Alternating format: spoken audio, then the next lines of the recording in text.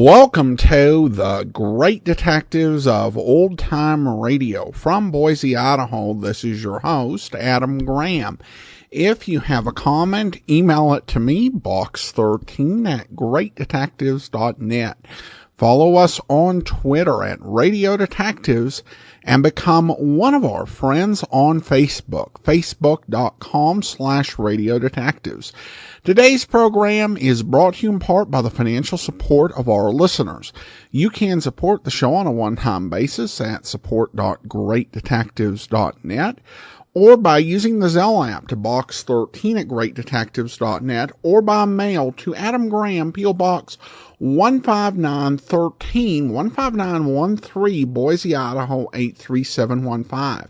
And you can also join our 200 Patreon supporters. We've had such a surge in the last month or so over at patreon.greatdetectives.net. Well, we're going to get into today's episode of The Man Called X. And the episode we played last time was the very last one of the 1944-45 season over the Blue Network. The series came back as a summer replacement series over NBC in 1945.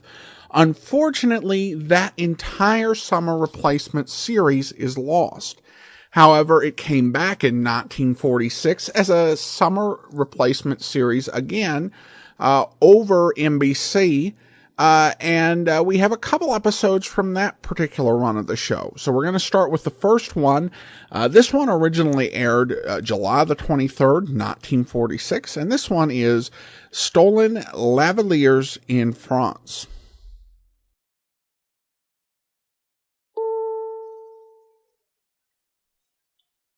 Twice a day, see your dentist twice a year.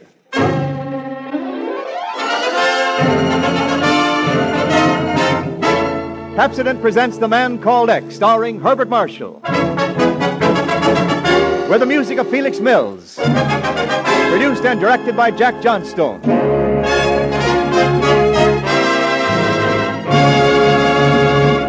There's a new Pepsodent toothpaste now. Yes, a new improved Pepsodent with a cleaner, brighter taste that means cleaner, brighter teeth. Try it, taste it, compare it.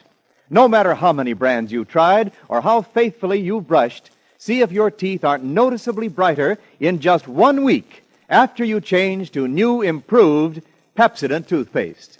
You see, new Pepsodent toothpaste contains twice as much Irium, the exclusive cleansing ingredient. New Pepsodent toothpaste with twice as much Irium removes the film that makes your teeth look dull, uncovers the natural brilliance of your smile. Try it, taste it, compare it. And now Pepsodent presents Herbert Marshall as The Man Called X, international troubleshooter who flies the ocean at the drop of a hat, who charms the ladies, but is death on crooks. Herbert Marshall as The Man Called X.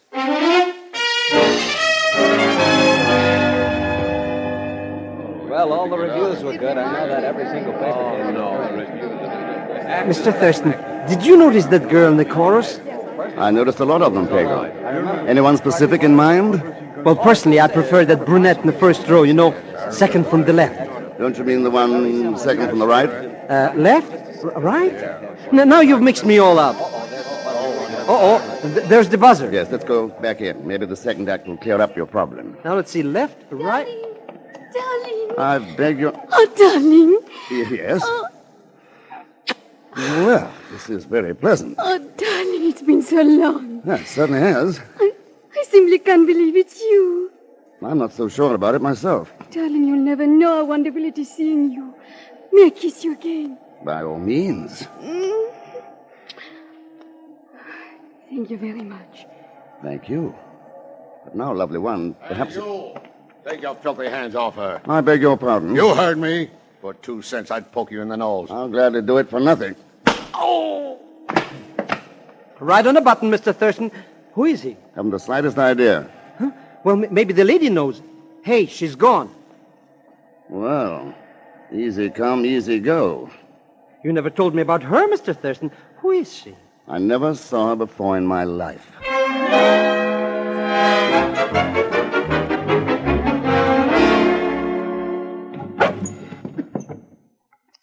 I see. I take a couple of extra shirts.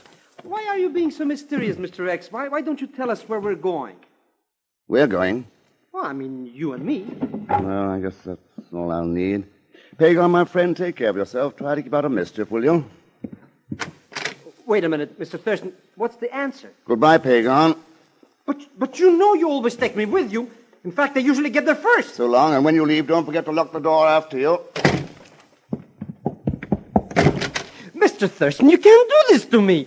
Mr. Thurston!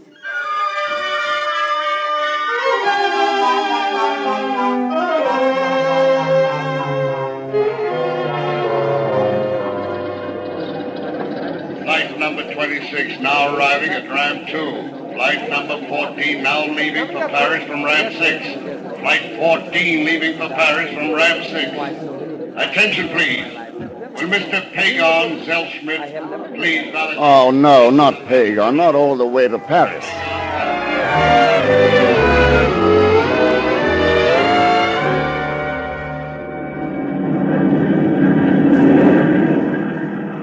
Pagan, it's sometimes embarrassing, but I must admit I admire your ingenuity. In that case, Mr. Thurston, you'll be only too glad to reimburse me for the extra $10 I had to slip to the passenger agent. Well, I suppose I may as well pay up now. Otherwise, our conversation on the way to Paris will be pretty monotonous.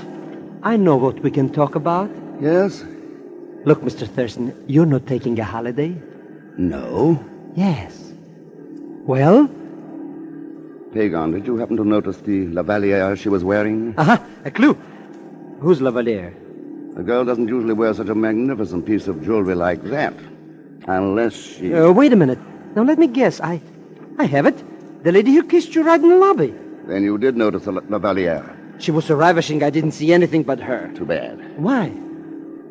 I'd like to get a better look at that Lavalier. Well, I don't blame you, but you said you didn't know her. How are you going to find her? By simply not letting her out of my sight. Pagan, why do you think I took this particular plane?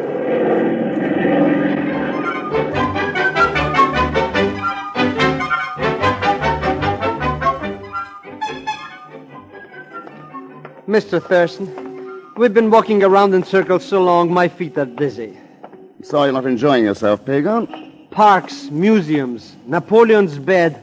Who cares about Louis XVI's snuff box anyway? Louis XVI. But he's dead, isn't he? What would you suggest we do, Pagan? I'll come down to brass tacks, Mr. Thurston. How you can spend a week in Paris and not even approach that beautiful woman is more than I can bear. It has taken a certain amount of restraint. You know where she lives. You know where she eats. You know where she shops. What's stopping you? I don't imagine the lady would be too pleased if she knew I'd followed her here. But she wouldn't recognize you, Mr. X. That is, unless you kissed her. Maybe you've got something there. Yes, let's see what happens.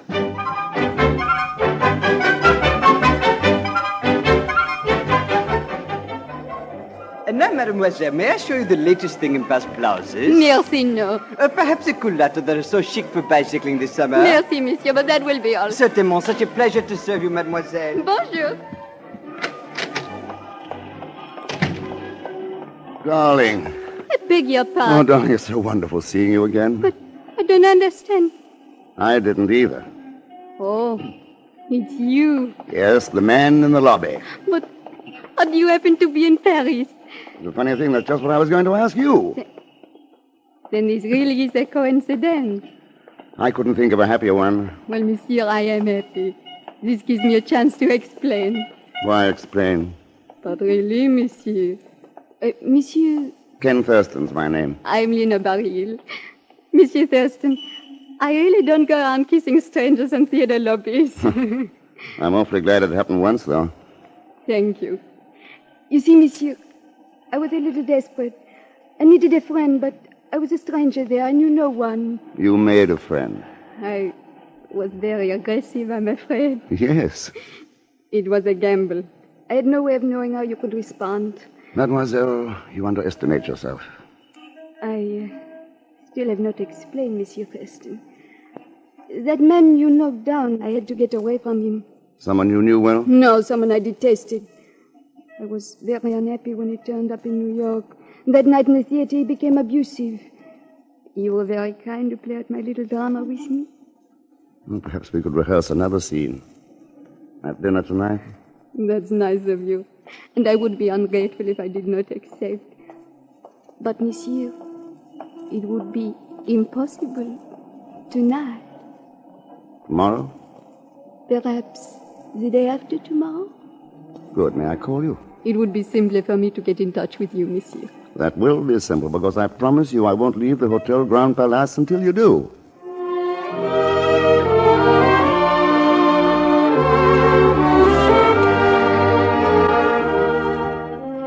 And then what did she say, Mr. Thurston? Oh, she explained that it wasn't habitual, Pagan. Then what did you say, Mr. Thurston? I told her I understood. Then what did she say? Tell you later, Pagan. Yeah? Ready on your call to New York, Monsieur Thurston. Thank you. Go ahead, New York. Hello. Hi, Chief. Ken Thurston. What the devil are you doing in Paris? Sorry I didn't check with you, Chief, but it was sort of personal. You see, a lady kissed me. Who did what? She was very beautiful, and I didn't know her. That makes sense. Go on.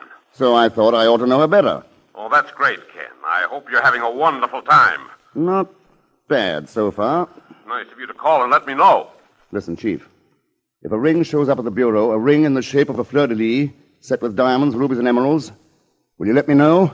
It's a long chance. Hold on, Ken. Hold on. Are you psychic? You couldn't know that. Oh, then it has turned up. Day before yesterday. How did you know? Part of the missing Rotterdam collection, isn't it? Yeah, sure. That's what I thought. Chief, do me a favor. Send that ring over on the first plane. But, Ken... Thanks. Tell you all about it later. Hey, now, wait a minute. Huh? Ken, what in the name of common sense are you doing? Why, Chief, don't you think one kiss deserves another? Bye. Mr. Thurston, I am beginning to smell a rat. Already? So you did get a closer look at that Lavalier? Sure. And it was a fleur-de-lis set with emeralds, rubies, and diamonds? Uh-huh. You know, Mr. X, this is getting very interesting. You were beginning to worry me, Pagan, but now that you have that old familiar gleam in your eye, I'm reassured. Thank you. But what's this got to do with Rotterdam? Pagan, in 1940, when Rotterdam was leveled by Nazi bombs, one of the largest jewelry collections in Europe vanished. Uh-huh. For 6 years, nobody saw a trace of it. But recently, one at a time, these jewels have been turning up in various parts of the world, especially in America. Why didn't somebody tell me this before? I'm going back to America right away. Too late, Pagan. I have a notion most of those gems are where you can't get at them. In the bureau. Why, you don't think I wasn't thinking of myself, Mr. Thurston? Who else? Oh. Well, goodbye. Just a minute. Did you say something, Mr. Thurston? Pagan, the last guy who tried to get that Lavalier got a punch in the nose. Remember?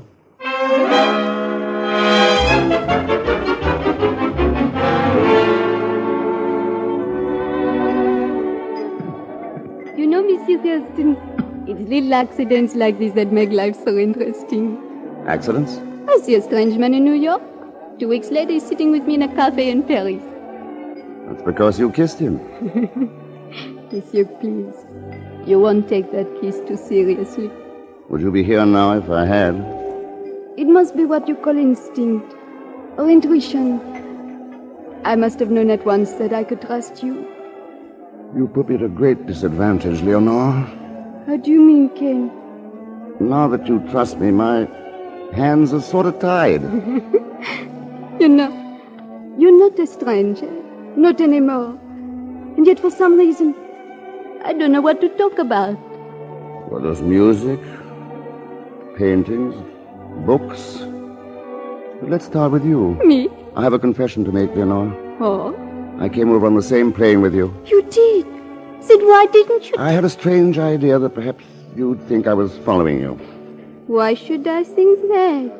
You're forgetting again. You kissed me. Oh. And you're not going to let me forget that. I can't. I guess we'd better find something else to talk about. We could talk about another favorite subject of mine. Jewelry. You're a collector? An admirer. That Lavalier you're wearing is beautiful. You like it? Very much. I'm glad it was a gift. Such a magnificent gift. My fiancé. Oh. Ken, do you mind? I told him you and I would be here for dinner. Why should I mind? I'd hoped you'd understand. He was very anxious to thank you for what you did for me. That's nice. It's very nice. Am I so amusing? No, Leonore, you're not amusing. Oh, no, you're wonderful. Oh, I see. You're very kind. You invite me to dinner, so I reward you with, what do you call it, my boyfriend? That's the general idea. I'm sorry, Ken. Why be sorry? I'm anxious to meet him. I'd like to congratulate him on his girlfriend. We should be here soon. In the meantime, shall we dance? Love to.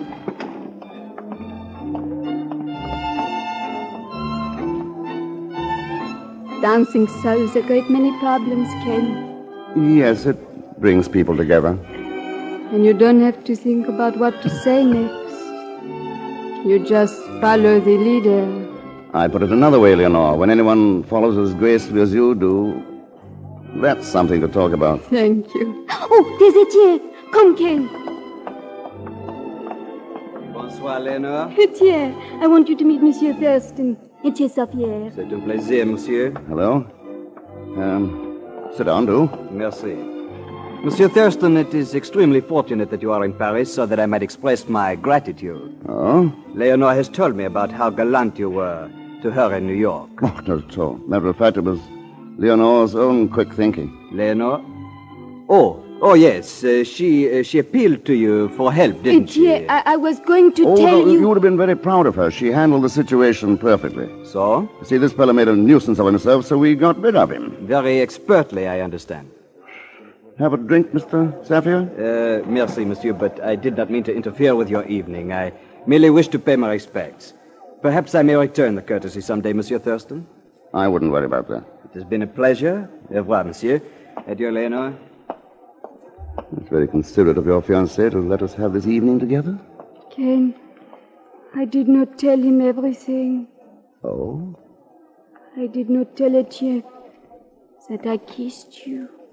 Well, perhaps it's just as well. You think so, Ken? Yes, we can keep that little scandal to ourselves.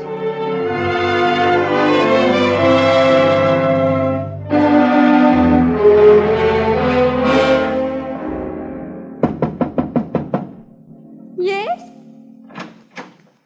Oh, it's you, Etienne. Did you expect someone else, Leonore? Of course not, darling. You enjoyed yourself tonight?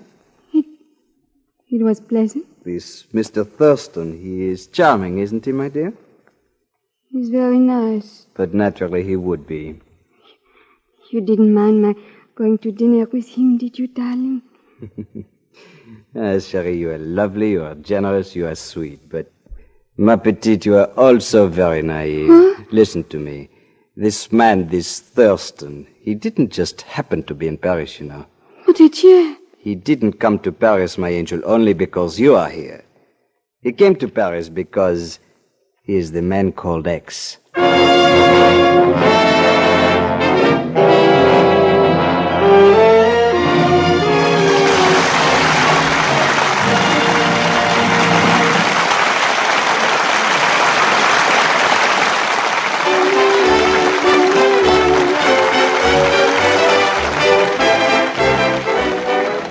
No matter how many toothpaste you tried, no matter how good a job you think your present brand is doing, change now to the new Pepsodent toothpaste. And in just 1 week, see if you don't find new brightness in your teeth, new sparkle in your smile.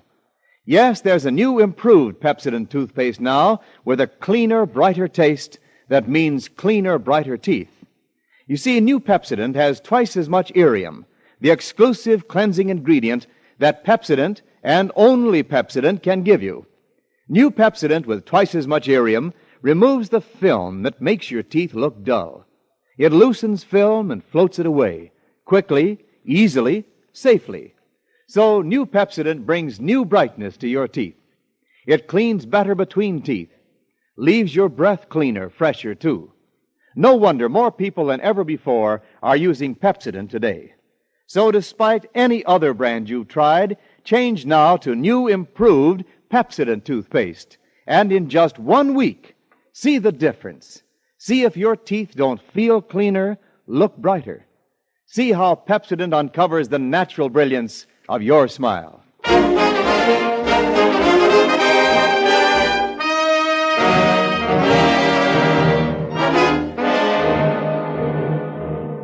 And now to return to Pepsodent's Man Called X, starring Herbert Marshall. Mr. X has gone to Paris because a beautiful lady kissed him in the lobby of a New York theater. That is because the lady, Leonore Beryl, was wearing a Lavalier, which Mr. X identified as part of the missing Rotterdam collection. In turn, Leonore's fiancé, Etienne Saffier, has been identified. Ken Kirsten is the Man Called X, so now the score is even. But Mr. X does not know this. At the moment, he's in his Paris hotel room when there's a knock. Yeah, come in.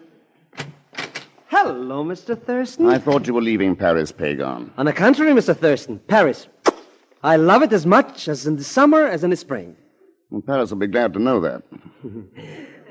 Mr. X, I'm happy to inform you, but I warn you it'll cost you money. When didn't it? Mr. X, would you be interested in a stick pin? Not particularly. I mean a lady's stick pin. That depends upon the lady. If it was a fleur-de-lis set with diamonds, rubies, and emeralds? Congratulations, Pagon. Hand it over. I haven't got it. But you could get it if you had the money. Of course, and a set of earrings to match. Mr. Thurston, it's scandalous, the prices they're asking. Plus your commission. They won't even dilly-dilly. It's a quick deal, you know. Cash under the table or nothing. Who is it, Pagon? Somebody you don't like. Oh? In fact, you punched him in the nose once. Well. He didn't recognize me, but that doesn't matter because he works for another man. By the name of Safia. Yes, by the name of... How did you know? My spies, Pagon. Mr. X, you have somebody else working for you. How could you? Well, for one thing, she's more beautiful than you are. Mr. X. Scram, Pagon. Now, will you go, please? But I just... Shut up. You want that commission? Get out of here quickly, the back way. Commission? In that case, Mr. Thurston... And no eavesdropping. Come in. Leonore. Are you busy, Ken? Come in. This is more than I'd hoped for. Please sit down. I had to see you. Fine. I'm confused. I had to talk to someone. Ken, it's finished. Between Etienne and me. Leonore. He's jealous, Ken. Of you. Because I took you out to dinner? I've been honest with you, haven't I? Yes. I've been honest with Etienne also. I cannot lie. I cannot dissemble. Etienne could read the truth in my eyes at once. Do you know what I'm trying to say, Ken? Or must I? Must you what? Darling. Darling, don't make me say it. Darling? Yes, Ken, from that first moment. I didn't realize until Etienne said it for me. With that first kiss, the whole world turned inside out. There was nothing left but you. Leonore. That first kiss.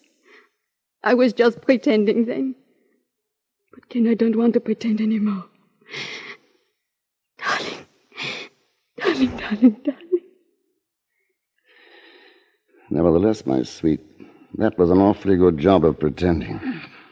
Ken. You are still pretending, aren't you? What do you mean, Ken? Isn't it about time you told me the real reason for all this? You don't believe me? No. I hate you. I don't believe that either. Don't, Leonore. No. No, I don't hate you, Ken. But you were told that you should hate me, weren't you? Now, you don't have to answer. Just listen. Ever see this ring before? Ring? It matches my Lavalier. Yes. And with a little trouble and a good deal more money, I'm sure I could produce a pin and probably earrings to fill out the set. What are you trying to tell me? Will you mind the outline of a long story? Go on, Ken. It starts in 1940. $1 million in jewels disappeared in the ruins of Rotterdam. Rotterdam. That ring. That Lavalier. Go on.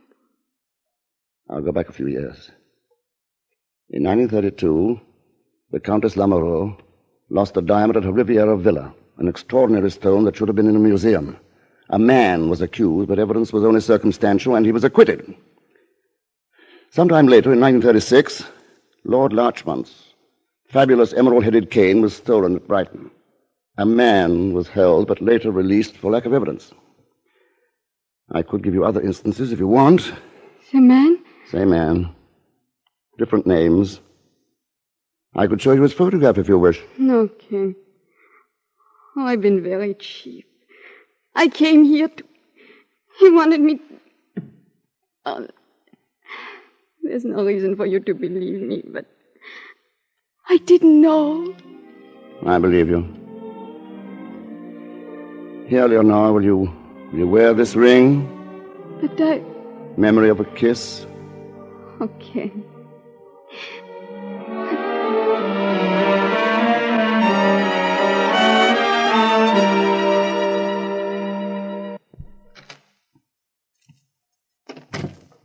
Well, Leonore? Is it you? And how did our inquisitive friend Mr. X respond to your blandishments? I don't know, Etienne. Don't know. Come now, Leonore, surely you could tell that.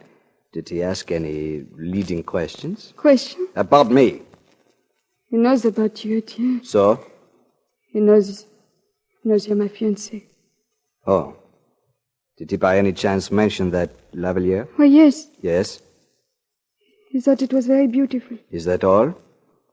Well? He said it was very beautiful. You told me that. Here. Let me see it. Take off that Lavalier. But you gave it to me, Etienne. Are you afraid I won't return it, my chérie? All right, Etienne. You may have. Where did you get that? What? You know it, I'm talking about that ring. Tell me, where did you get it? Etienne, you're hurting me. Where did you get that ring? He wanted me to wear it. Oh.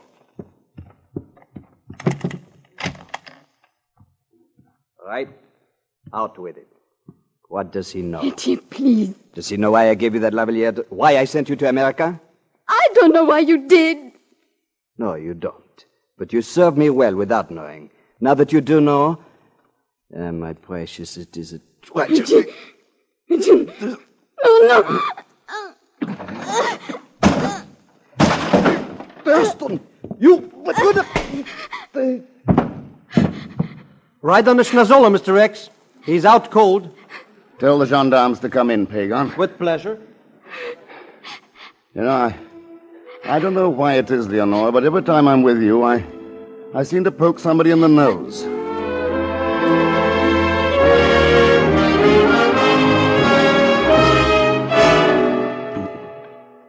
Mr. X, I've been knocking my brain in, trying to figure out why that man gave the lady the Lavalier since he wanted to sell it. It was the easiest way to get it to America. Once she was there, a stooge could steal it from her, and Sapphire would still be in the clear. If only she hadn't kissed you, eh? That, Pagan, is what is called one of the imponderable factors in the case. It's a funny name for a kiss. Come in, Leonore. I'm not Leonore. By golly, you're not, are you, Chief? Nice flight over? Delightful. I just couldn't wait to get here and find out what you've been doing. You got here just in time. Oh. Great work, Ken. Great work. Now, what do we do? You can have your choice. The Bal Masque, the Moulin Rouge. Huh? Don't worry, Chief. I'll line up a beautiful evening for you. That is, if Leonore can find a friend.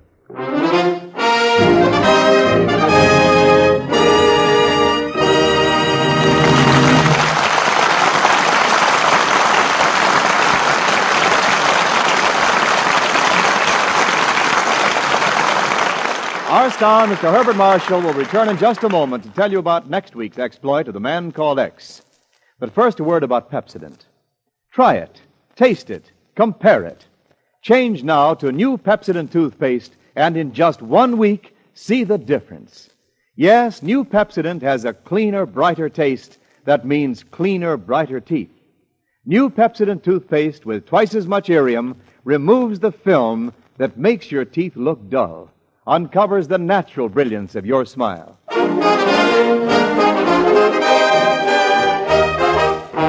And our Pepsodent star, Mr. Herbert Marshall.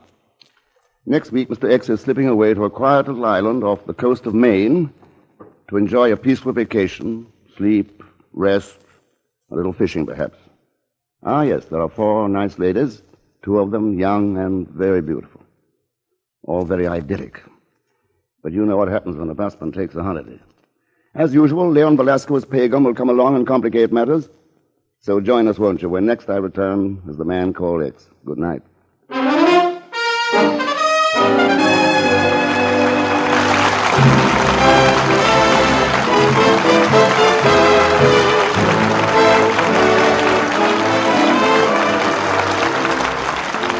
Pepsodent's Man Called X is written by Milton Merlin with music composed and personally conducted by Felix Mills.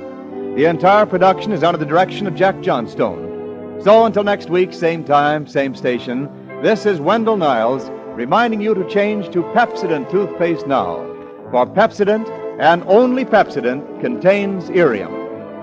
Mr. Herbert Marshall is soon to be seen in the 20th Century Fox production, The Razor's Edge. All characters and incidents used on this program are fictitious. Any resemblance to actual persons or incidents is purely coincidental. This is NBC, the National Broadcasting Company.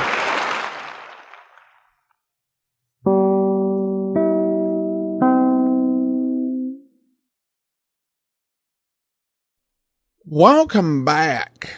Well, in this one, Thurston was just at the next level in how smooth and sweet he was with the woman who met him in the United States. That seemed very well done and very charming. We also got to find out that even when Thurston tries to get away from Pagan, it just isn't going to work.